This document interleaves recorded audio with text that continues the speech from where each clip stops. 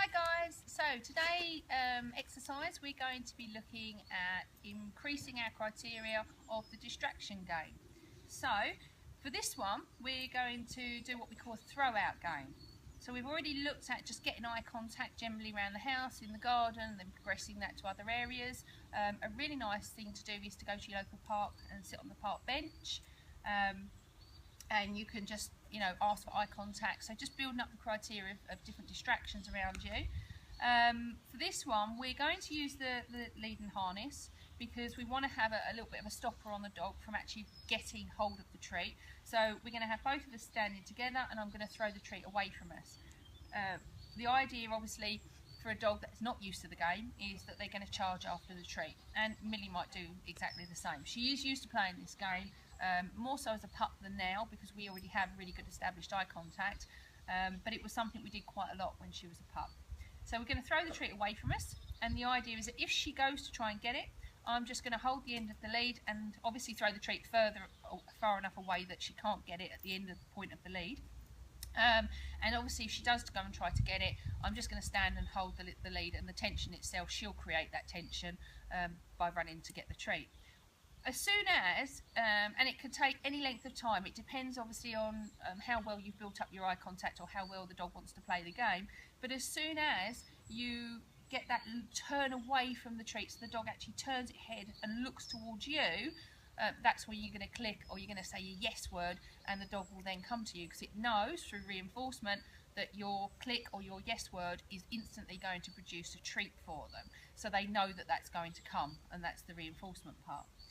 So we're going to have a little game playing this.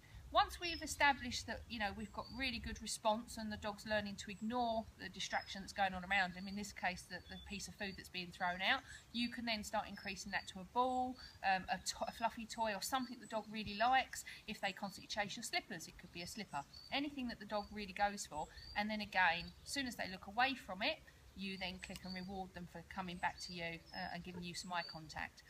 So you're going to start off obviously like we've done before. You're going to start off in the house, you're going to build it to the garden, you're then going to take it to your front of your drive, you're then going to take it to the local park, and then a shopping centre or something, and build up the distraction elements.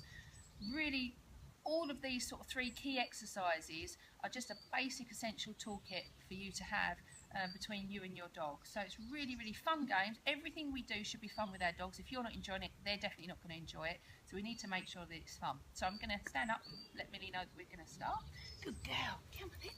So all we need to do is have our dog on, I prefer the harness because it doesn't put any pressure on the neck. So we're just going to have a clips on the back part of the harness. I'm just going to let her see that I've got a yummy treat. Now I'm using a clicker, but as I say, I could just say yes as well. So she obviously will know both of those. So getting her interested in it because I wanted to know that it's there. And I'm just going to throw it away from us, hopefully. Far enough. Yes, good girl. As I say, Millie has played the game before, so she knows. Obviously, she doesn't need to chase that because she can look at me, but your dog will probably chase it. Yes, good girl. Your dog probably would chase it, in which case all you want to do is wait until they take the pressure off the lead. So I'm going to try and get her interested. Ready, ready, ready, go get it. Yeah, so she wants to get it. There you go. So she's putting pressure. As soon as she comes back, she hasn't looked at me yet. So as soon as she comes and looks at me, where is she? She is looking at me from behind. So as soon as she looks at me, she does get the treat. Now in this case, I need to give her the treat rather than throwing it out. Otherwise she will think that it's part of the game. So there's a few sausages over there at the moment, and she knows they're there. She keeps looking, so she definitely knows that they're there. So I'm going to do the same thing again, get her interested in it, throw it out. Yes, good girl. She's chosen not to go, so that's really great. We're building up the progress, and it shouldn't take long. A few throw-outs to get your dog used to the idea of the game, and as I say, then you can start building up criteria on what it is. Yes, good girl. On what it is that they really do like chasing after or going for. Yes, good girl. So again, I'm clicking her for the right behaviour that I'm looking for, which is to ignore what's there and actually give me that solid eye contact and come back to me. It just means that you can start proofing your dog, because they will always then choose you over anything else if you really start proofing it, and build it up slowly. Don't try and rush any of these behaviours. This should be a few weeks building it up from the home into then out into other areas. Okay, Come on, you. Let's go around and down.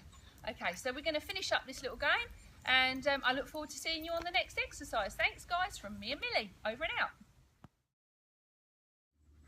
Hi guys, so we're doing the same exercise. This is a throw-out game, but just using a different dog. So I've got my chocolate Labrador Alfie here, and we're just going to see what he will do with the same game. So we're just going to throw out the treat as far as we can, and just see what he does. So he knows, good boy, well done. Took a little bit longer than Millie, but it just shows you different dogs and what they do with the same game. So he has played this one, but a long time ago. So again, same bit, chuck the sausage out. Yes, good boy, well done. And just click and reinforcing him for turning, coming at me, but that eye contact was the essential part that I'm clicking. So as soon as he gives me that eye contact, then obviously I'll click him or say yes. So we do the same again. So he's not looking yet. Yes, good boy, well done, Alfie. Well done, good boy. Now obviously he still knows that they're over there, but he didn't go the third time. He chose to come to me or to turn and stay with me because it was a better option for him. So that's what we're looking for from our dogs. So you build up the criteria, increasing the distraction, so it goes from a piece of treat, it could go to their food bowl, it could go to their toys, anything that they really love. Even chasing squirrels and birds, you could go to some park. You know, just stand there. If a squirrel goes to run up a tree, stand there. As soon as they turn around and look at you and give you that attention, click and treat them and give them something really yummy. If they're raw fed, a big juicy lump, a piece of raw meat, or a really nice bone or something that your dog really loves to have for turning away from that ultimate distraction. So really think about building up your distances, your duration and your distractions with your dogs as you're working through the different exercises. Okay, have fun guys working with your dogs.